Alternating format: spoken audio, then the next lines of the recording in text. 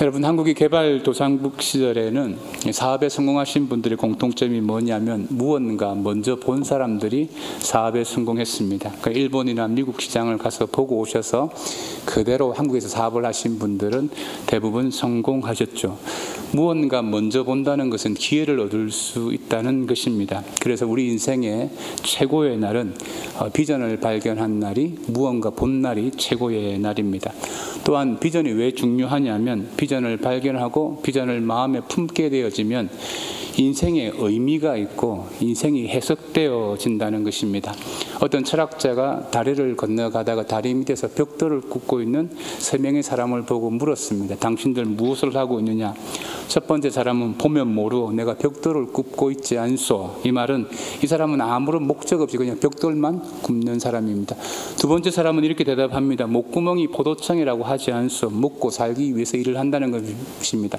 현실적인 사람이죠. 세 번째 사람은 이렇게 대답합니다. 나는 저 언덕 위에 세워질 교회에 필요한 벽돌을 굽고 있다. 자기 직업에 의미를 부여하는 사람입니다.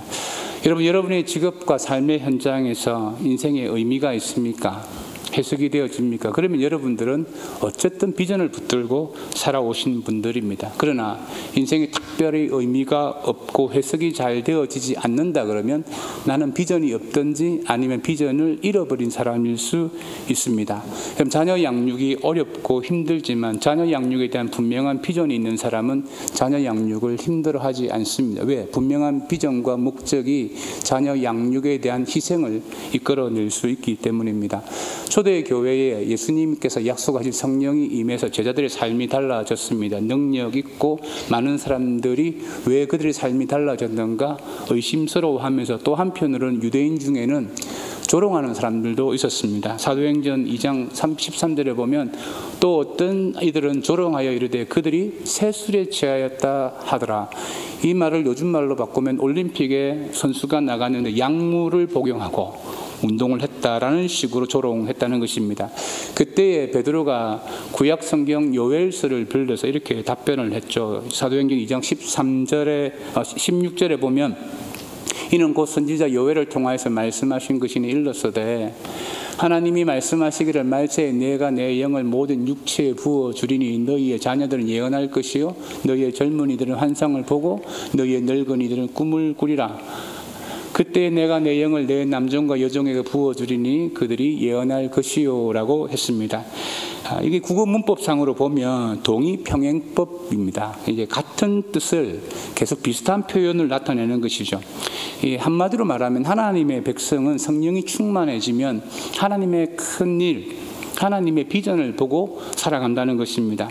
여러분의 자녀가 예수를 잘 믿으면 자기만의 소원을 구하는 것뿐만 아니라 다가올 하나님의 역사 가운데서 자신이 쓰임받기를 원한다는 것입니다. 우리 청년들이 예수를 잘 믿고 성령이 충만하면 청년 때의 삶이 팍팍하지만 현실에서 각자 도생하기 위해서 동분서주하면서만 사는 것이 아니고 주님이 주시는 비전을 가지고 그 비전에 헌신하며 산다는 것입니다.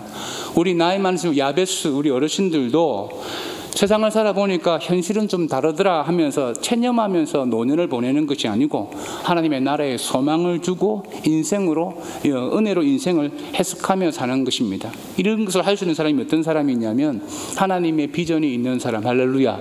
비전으로 내 인생을 해석할 수 있는 사람은 이런 반응을 한다는 것입니다. 여러분, 이와 같은 비전을 우리가 품고 우리의 인생을 의미 있게 해석하면서 살기 위해서는 우리가 기도를 해야 되는데 어떻게 기도를 해야 될까요? 첫 번째로는 불편한 성령의 인도하심에 순종하기 위해서 여러분 기도를 해야 됩니다. 오늘 본문에 나오는 안디옥 교회는 예루살렘에서 스데반이 순교할 때 기독교인들이 핍박이 많아졌을 때 예루살렘을 떠나서 안디옥이라는 지역에 도망쳐 와서 세워진 교회입니다. 지금의 터키 쪽에서 세워진 교회입니다. 이 안디옥에서 요즘 말로 하면 외국인 노동자처럼 나그네 같고 사회적 약자의 삶을 살아갔지만 그들은 안디옥 사람들에게 칭찬받고 별명을 하나 얻었는데 그 별명이 무엇이냐면 사도행전 11장 26절 한절에 보면 제자들이 안디옥에서 비로소 비로소 그리스도인이라 일컬음을 받게 되었더라. 여러분, 이 그리스도인이란 말은 내가 그리스도인입니다, 우리가 말한 게 아니에요. 세상 사람들이 안디옥 교회에서 신앙생활하는 성도들을 보면서 저 사람들은 그리스도인이다, 당신들 항상 예수를 이야기하던데 당신들이 참 예수를 닮은 사람 같습니다 라고 칭찬해주고 별명을 지어주었습니다.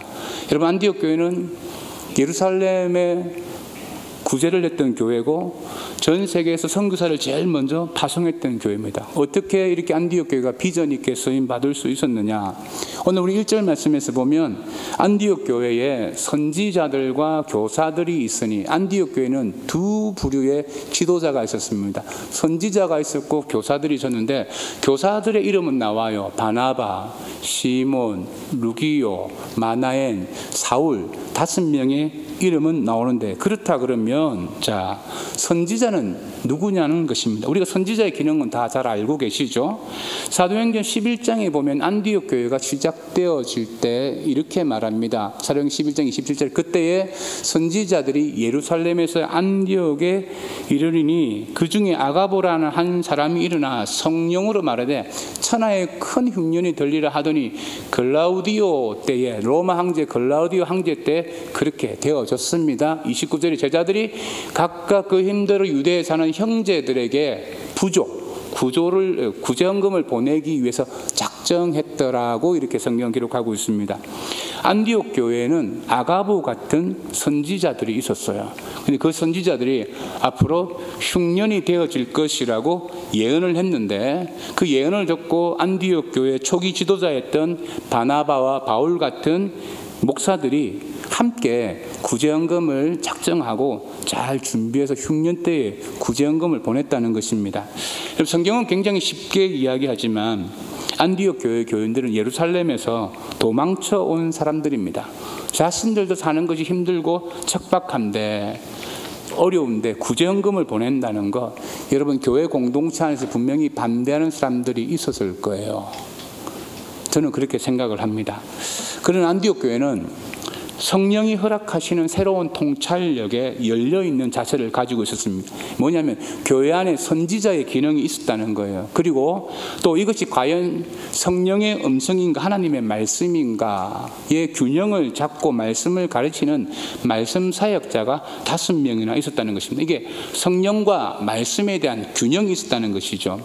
근데 이 균형이 무너지면 불편한 것은 없어요. 누가 아무리 성령의 음성이다, 하나님의 말씀했다고 해도 나는 모르겠다고 묵살을 해버리면 하나도 불편하지 않습니다. 그렇지만 오늘 선지자를 통해서 예언을 했을 때, 오늘 말씀 사역자들이 말씀을 근거를 통하여서 그것을 점검하고 교회에 가르쳤습니다. 그 흉년이 든다 그러면 우리는 어떻게 해야 될 것인가? 구약 성경에 보면 가난한 자를 구제하라는 것은 하나님의 뜻입니다. 그러니 그들은 성령의 음성에 대해서 우리가 순종하는 마음으로 구제헌금을 작정하고 준비해서 정말 흉년 때에 예루살렘 교회를 도울 수 있었습니다. 여러분, 올바른 비전을 가지는 것, 올바른 신앙생활을 할 때 제일 중요한 게 뭐냐면 균형 감각이에요. 어떤 분들은 너무 하나로만 지나치게 막 달려가는 경향이 있는데, 성령의 어떤 충만함을 사모한다 그러면 말씀에 대한 분명한 자세가 있어야 돼요. 이게 균형이 이루어져야지만 엉뚱하게 신앙생활을 하지 않습니다. 우리 중에 꼭 하나님의 말씀을 듣는다는 분들이 있습니다. 우리 중에도 있을 수 있어요. 여러분, 하나님께서 여러분에게 말씀을 해주시면 잘 들으십시오. 그러나 남들에게는 말하지 마십시오.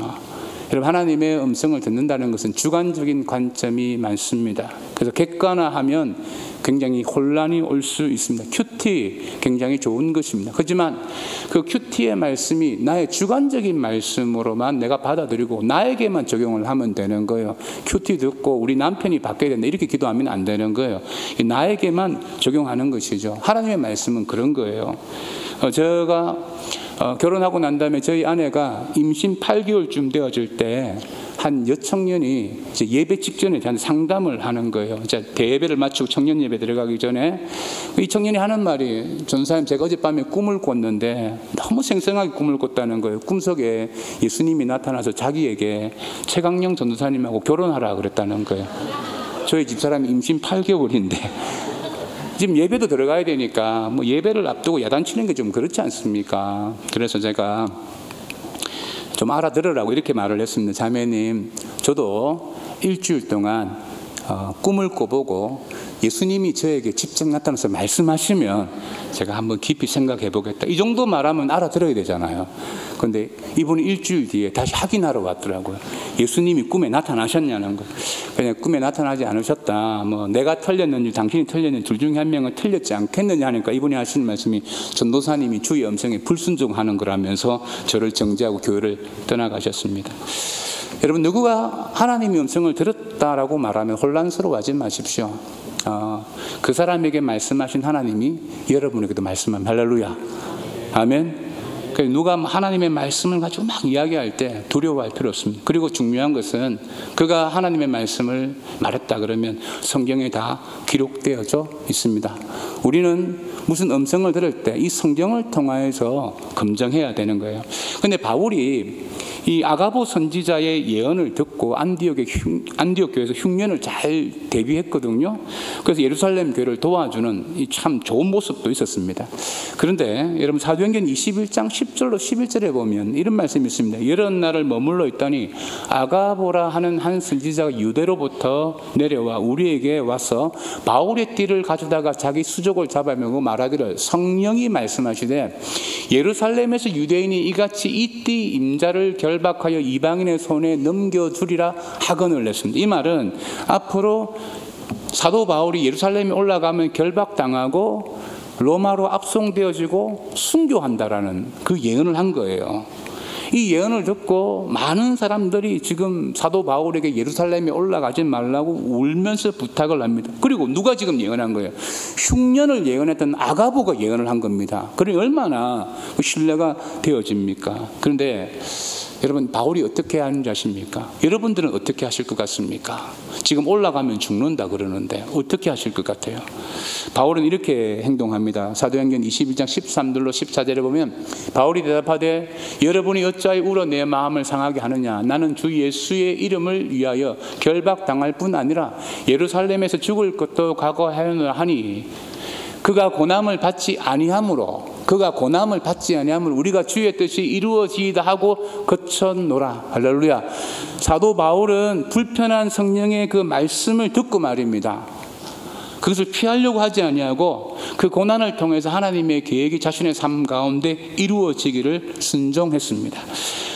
사랑하는 성도 여러분, 우리가 하나님의 이때 말씀이 들려왔을 때 이게 진짜인지 가짜인지 구분할 수 있는 방법이 하나 있는데 그게 뭐냐면, 따라합시다. 불편하면 하나님의 음성일 가능성이 많다.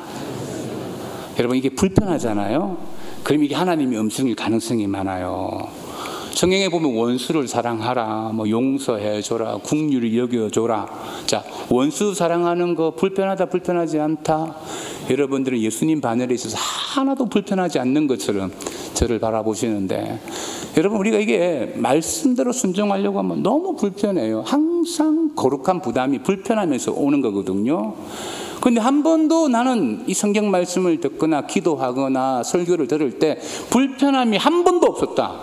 그럼 하나님의 음성을 들어본 적이 없는 거예요. 아니면 강박해서 그냥 흘려보냈든지, 아니면 자기 고집대로 사는 것인지. 이번 선교 부흥회 때 이 선교 부흥회를 하게 된 이유가 뭐냐면, 한 선교사님이 저한테 30년 만에 연락이 온 거예요. 연락이 와서 대뜸 문자를 보내오셨어요. 메신저로. 저희 베들레헴 교회에서 선교 부흥회를 하고 싶다는 거예요. 제 목회 계획에는 선교 부흥회가 없습니다. 왜냐하면 저에게는 선교 부흥회에 대한 상처가 있어요. 여러분 기억하십니까? 근 10년 가까이 됐는데 선교 부흥회를 했는데 교인들이 안 왔어요. 나는 그렇게 교인이 안 오는 걸 처음 알았어요. 부흥회도 교인이 안 오는데 선교 부흥회 하면 선교사로 보내는 줄 알고 거의 안 온 걸로 기억돼요. 그때 제가 마음에 결심한 게 뭐냐면, 선교 부흥회는 앞으로 안 한다. 내 목회 선상에 선교 부흥회는 없다라고 생각을 했어요. 근데 이제 갑자기 어느 선교사님이 와서 선교 부흥회를 우리 교회에서 하고 싶대요. 그래서 제가 그럼 한번 선교사 만납시다. 제가 캄보디아 갈 일이 있는데 한번 만났습니다. 만나서 물어봤어요. 왜 우리 교회에서 선교 부흥회를 하시려고 하느냐 물었더니 하나님이 음성을 그렇게 주셨다는 거예요. 야, 여러분 이게 정말 골치 아프거든요. 이분은 하나님의 음성을 들었다는데 나는 들은 바가 없어요.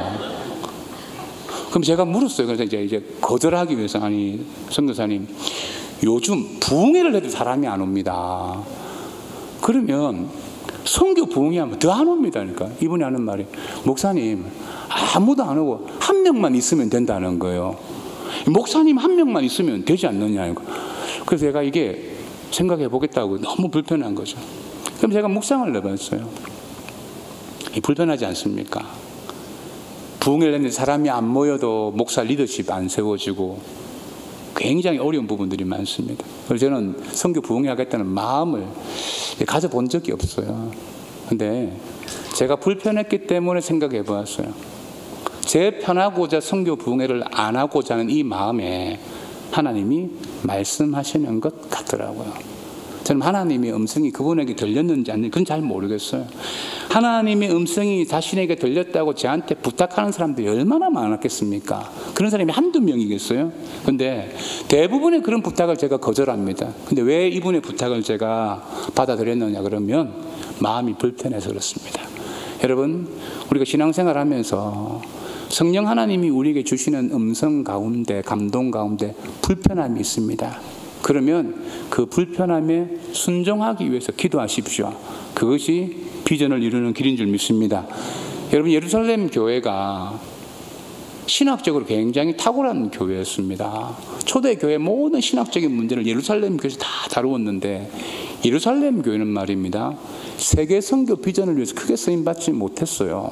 신학적으로는 탁월했어요. 항상 초대교회의 모든 문제의 어떤 결정을 예루살렘 교회에서 지었거든요.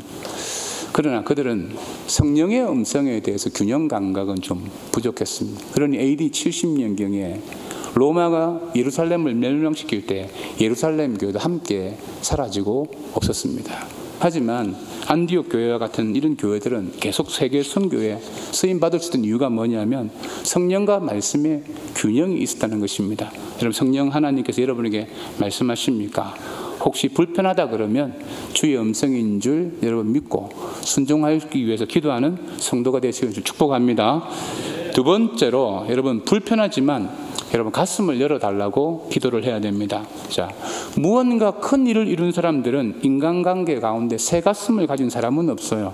안디옥 교회가 어떻게 세워진 교회입니까? 스데반 집사가 순교하고 난 다음에 많은 기독교인들이 핍박받아서 도망쳐서 세워진 교회입니다. 이렇게 생각하시면 됩니다. 우리나라 일제강점기 때 조선 사람들이 만주로 도망가가지고 그곳에 정착하면서 세워진 교회라고 생각하면 딱 이해하기 쉽습니다. 어려움을 당하면 인간관계 좁아지고요, 마음의 여유 없고요, 사람과의 어떤 삶에서 원활하지 않습니다. 안디옥 교회 보면 이 5명의 지도자를 이렇게 소개합니다. 자, 바나바, 니게르라는 시몬, 구레네 사람 루기오, 분봉왕 헤롯의 젖동생 마나엔, 그 및 사울이라고 했습니다. 자, 바나바는 예루살렘 교회에서 인정받는 사람이었고 헌금도 많이 했던 부자였습니다. 이 사람이 이 교회의 지도자였다는 거예요. 니게르라는 시몬, 자, 니게르가 누구냐? 이 니게르라는 이 단어에서 니그로, 검다 라는 단어가 왔습니다. 우리가 흑인들을 보고 유아 니그로 하면 총 맞아요. 이게 혐오 발언이거든요. 이 사람은 아프리카 태생의 사람이라는 거예요. 그리고 구레네 사람 루기오, 이 구레네는 북아프리카 지역을 이야기합니다. 루기오도 흑인이죠. 자, 헤롯의 젖동생 마나엘이라고 했습니다. 자, 젖동생이라는 것은 함께 자랐다는 뜻인데, 여기서 말한 헤롯은 여러분 세례 요한의 목을 날렸던 그 헤롯을 말합니다.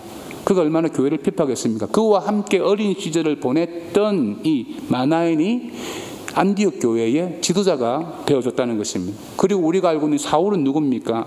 지금으로 말하면 서울 명문대 출신이고 엘리트 출신이었지만 그는 핵심했다고 하지만 스데반을 돌로 쳐 죽이는 일에 앞장선 사람이고요, 초대 교회에서 사도 바울이 사도라는 것을 잘 인정하지 않았어요. 12명만 사도고 바울은 사도가 아니라, 이런 논쟁이 항상 올라가는 사람이었습니다. 그러면 안디옥 교회 안에 지금 지도자로 있는 사람들의 관계를 보면 다 불편합니다. 불편하잖아요. 근데 이 5명의 지도자를 중심으로 교인들이 다 열린 가슴을 가지고 있었습니다. 특별히 요즘 말로 표현한다 그러면 안디옥 교회는 백인도 있고 흑인도 있고 황인종도 있고 부자도 있고 가난한 사람도 있고 지위가 높은 사람도 있고 상당히 낮은 사람도 있는데, 우리가 좀 더 중요하게 봐야 될 것이 무엇이냐면 안디옥 출신의 지도자가 없어요. 다 외부에서 온 사람들인데 이 사람들이 다 교회 지도자가 되어졌습니다. 여러분, 이게 가능하다고 생각하십니까? 우리 교회 가능할까요? 저희 교회도 이제 올 가을쯤에 이제 중직자 선거를 준비하고 있는데, 이런 봉담에 외국인 노동자가 많지 않습니까? 예입니다. 한국말을 잘하는 외국인 노동자가 우리 베들레헴 교회 등록을 했습니다. 새벽마다 교회에 나와서 그 피곤한 가운데도 예배 드리고 열심히 교회를 충성스럽게 봉사합니다. 그러면 우리 교회가 중직자로 선출할 때 투표해서 그분을 우리 베들레헴 교회 안수 집사님, 권사님, 장로로 여러분 세울 수 있겠습니까? 우리 인정하기 좀 어렵지만 우리 한국 사람은 배타주의 문화가 있습니다. 시족 문화지 않습니까? 집성촌이 있었고요, 지역색이 있습니다. 나와 다른 것을 다르다고 생각하지 않고 틀렸다고 생각하는 문화 가운데 우리가 살고 있어요. 그래서 이런 문화지만 그래도 가슴이 열려지지 아니하면 결코 비전을 가질 수도 없고 비전을 이룰 수도 없습니다. 사회과학자들이 보통 사람들이 평균적으로 알고 지내는 사람이 50명이에요. 50명. 근데 좀 많이 알고 지내는 사람은 일가 친척을 포함해서 한 300명 정도 알고 지냅니다. 그러면 이것을 우리 교회 안에서 한번 적용해 봅시다. 친인척을 제외하고 우리가 알고 지내는 사람을 제외하고 교회 안에서 한 20명, 30명을 알고 지낸다고 생각을 해봅시다. 여러분, 그 30명과 함께 한 마음이 되는 것이 쉽습니까? 어렵습니까? 교회 공동체 안에서도 신앙의 빛깔만 좀 달라도 저주하고요, 등 돌리고요, 비난하고 인정하지 않는 말을 서슴지 않게 합니다. 근데 지금 안디옥 교회는 지도자들 5명이 다 틀려요. 근데 그들은 열린 마음이 있었습니다. 여러분, 주님은 자신의 철학과 다른 모든 사람들을 다 가슴으로 안아주었어요. 만약 주님이 우리처럼 행동을 했다고 합시다. 예수님이 한국 사람이라고 합시다. 그러면 우리 중에 주님 품에 안길 사람이 몇 명이나 있겠습니까? 한국 사람들은 산만 넘어가면 이웃이 아니잖아요. 여러분, 우리가 가슴을 열지 아니하면 결코 비전의 사람이 될 수가 없습니다. 여러분, 정말 여러분 평생에 있어서 비전을 이루고 싶습니까? 그러면 하나님, 내가 열린 가슴을 가지게 해달라고 기도하시기를 축복합니다.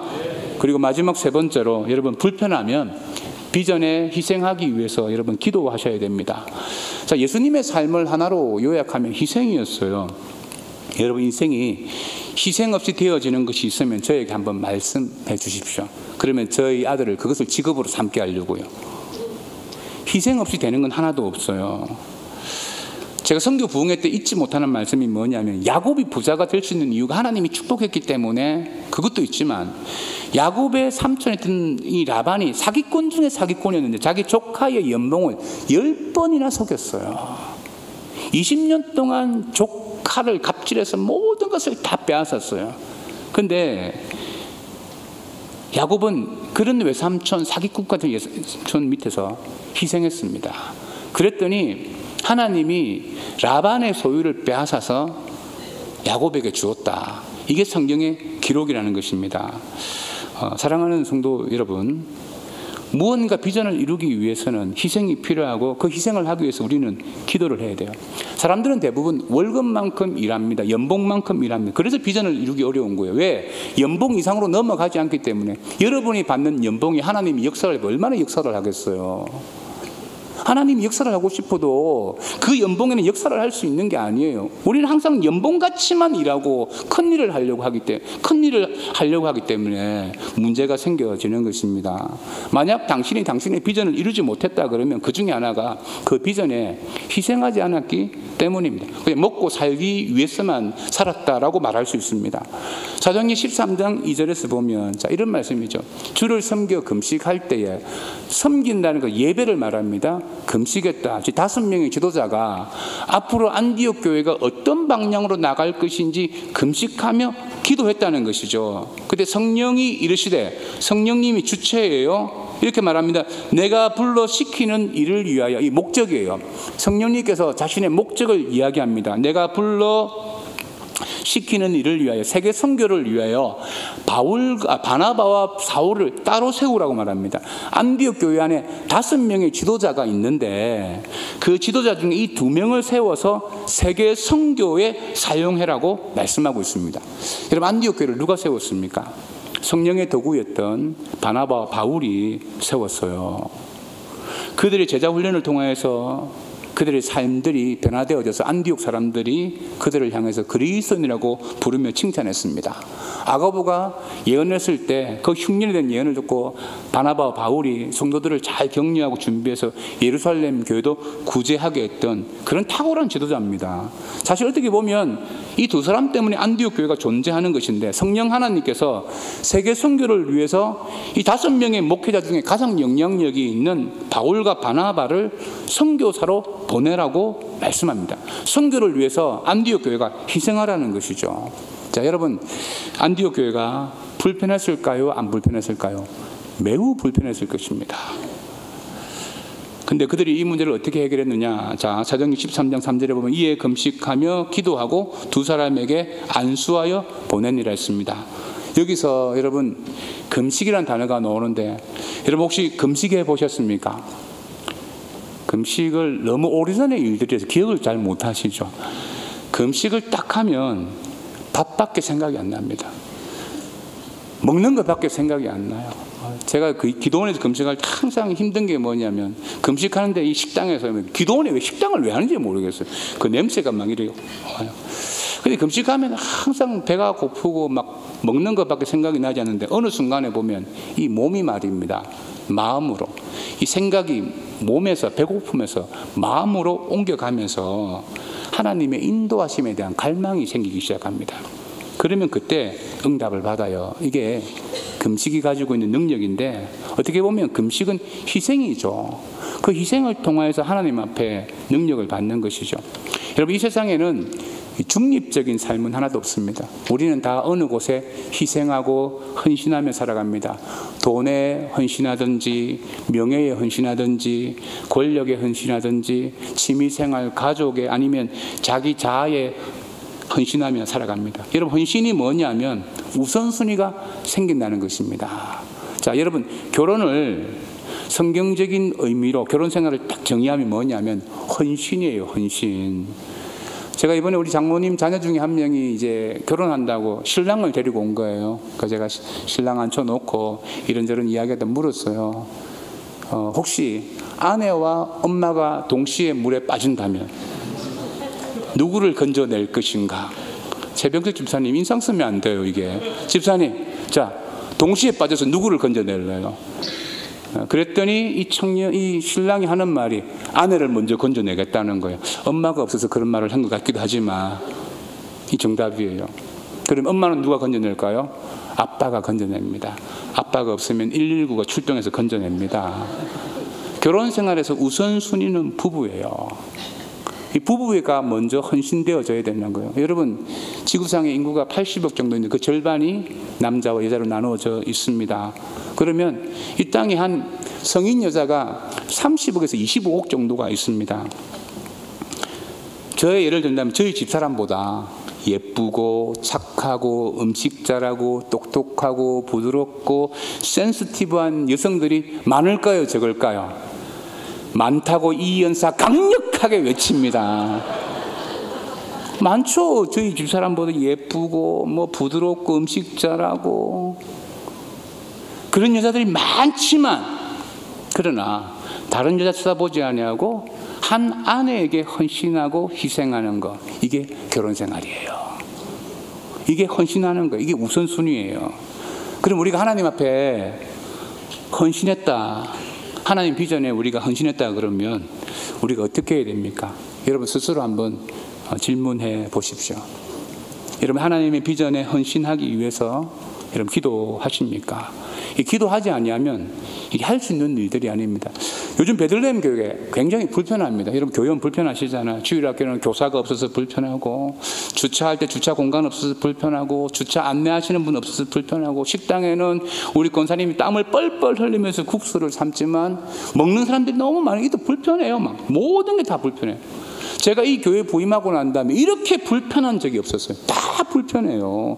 항상 저한테 컴플레인이 많이 와요. 오늘도 뭐 주차 봉사할 사람 없다고 막 이렇게 강구해 달라고 그러지 않습니까? 예전에는 저희 교회가 이제 점심 때 국수값을 받았어요. 기억하십니까? 이거 기억하시는 분은 다 10년 이상 되신 분들이에요. 이게 쿠폰으로 해서 뭐 1,500원, 2,000원 받았는데, 그때 저희 교회에 독특한 분이 한 분 계셨어요. 이분은 예배를 드리지는 않아요. 딱 예배 마칠 때쯤 되면 이제 반바지에 샌들을 딱 신고 땀을 뻘뻘 흘리며 교회 4층까지 막 걸어 올라가십니다. 그리고 줄을 서는데 국수를 먹을 때 딱 쿠폰을 딱 내고 국수를 먹어요. 이분은 예배를 한 번도 드린 적이 없어요. 그런데 국수를 먹을 때는 당당하게 쿠폰 딱 내고 먹어요. 제가 그분을 보면서 느낀 게 뭐냐면 참 대단한 분이다. 교회 국수 먹으러 오시는 분이에요. 그 저한테 인사도 해요. 오늘 참 교회가 고맙다고. 왜 고맙냐? 오늘 치킨도 줘서 고맙다 하면서 막 그 당시 교회 어떤 그 식사 문화에 대해서 칭찬을 하셨거든요. 지금 우리 베들레헴 교회를 보면 많이 불편해요. 엄청나게 불편합니다. 뭐 예배를 안 드리시는 분은 있는데 막 예배는 안 드리지만 국수는 꼬박꼬박 먹고 가고 뭐 저건 이 교회가 이 본당 2층을 빼고 나면 다 이게 선교지 같아요. 교회 전체가 선교지 같은 분위기 막 이게 뭐 민원을 제기한다 그럴까? 이 너무 많아요. 예배 시간에 뭐 다리 꼬고 있고 뭐 목사는 설교 잘하는 한번 보자는 식으로 설교를 듣고 있고 이렇게 교회가 계속 불편해지는 게 많아지면 교회가 어떻게 될까요? 교회 망합니다. 여러분들이 와서 교회가 좀 불편하다. 그 느낌이 있는데 내가 그 불편함에 대해서 헌신을 위해서 기도하지 아니한다 그러면 교회를 망하게 하는 일에 일조하고 있는 거예요. 저희 교회가 그냥 300명 모일 때가 제일 좋았던 거죠. 지금 보면 기존에 봉사하시던 분들은 참 수고하며 봉사해 번아웃 직전이에요. 교인들은 새로 오신 분들은 많은데 그분들을 감당할 만한 시스템이 안 되어지는 것입니다. 그러니까 봉사하다가 번아웃 돼서 짜증내고 또 시험 들고 또 새로 오신 분 교회가 왜 이러냐고 또 컴플레인 걸고 이런 불편하십니까? 그런 불편함에 그 마음이 있으면 하나님의 비전에 헌신하기 위해서 여러분 기도부터 하셔야 돼요. 그러면 그 기도를 통하여서 여러분들이 그 불편한 문제를 해결할 수 있는 비전의 사람이 될 줄 믿습니다. 오늘 안디옥 교회가 제일 소중한 것을 하나님께 드린단 말입니다. 바울과 바나바를 딱 선교사로 보내요. 여러분 이 사건이 세계 역사를 바꿨다는 거 아십니까? 로마 제국이 250년 동안 기독교를 박해했습니다. 이때도 로마 제국은 기독교를 박해했는데 안디옥 교회가 선교사를 보냄으로 말미암아 250년이 지나고 난 다음에 로마 제국이 기독교 국가가 되어집니다. 그리고 기독교 박해도 중단되어졌어요. 이 역사의 중요한 사건을 어디서 했느냐면 안디옥 교회가 비전에 헌신했기 때문에 세계 역사가 바뀌어졌습니다. 오늘 저희 교회에서 11호 선교사를 2부 예배 때 파송했습니다. 이런 베들레헴 교회가 선교사를 파송하면 거기에 대해서 우리가 분명히 불편하지만 하나님의 비전에 헌신하기 위해서 기도해야 될 줄 믿습니다. 오늘 이한별, 이희원 선교사님, 저는 이 두 분이 세계 선교 역사를 바꿀 거라고 생각하지는 않아요. 베트남을 바꿀 거라고 생각하지는 않지만 그러나 호치민은 변화시킬 줄 믿습니다. 아멘. 우리가 그런 믿음을 가지고 함께 동력하며 기도해야 될 줄 믿습니다. 사랑하는 우리 베들레헴 교회 성도 여러분, 비전을 위해서 기도하지 아니하면 삶의 의미가 없습니다. 비전을 위해서 기도하지 아니하면 삶이 해석되어지지 않기 때문에 시간이 갈수록 공허해질 뿐입니다. 여러분 하나님이 여러분에게 주신 큰 일을 보시고 그 일에 그 비전에 동참하고 여러분 가문 가운데 하나님의 비전이 이루어지기를 주님으로 축복합니다. 아멘. 이 시간 우리